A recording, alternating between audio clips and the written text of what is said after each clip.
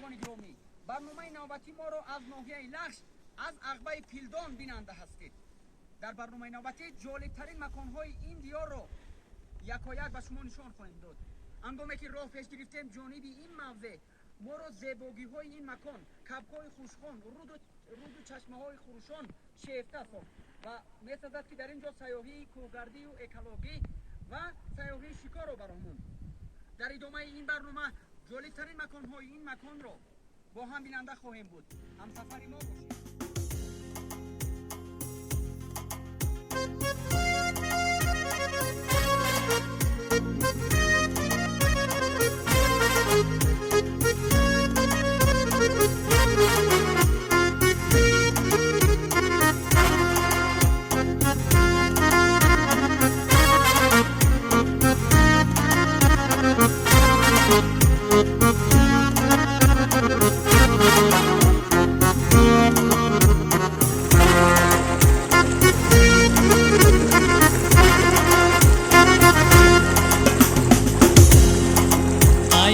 ای مادری شیرین زبانم،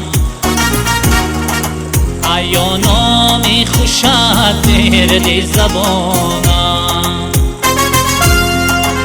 ایا ای مادری شیرین زبانم، ایا نام خوشت درد زبانم.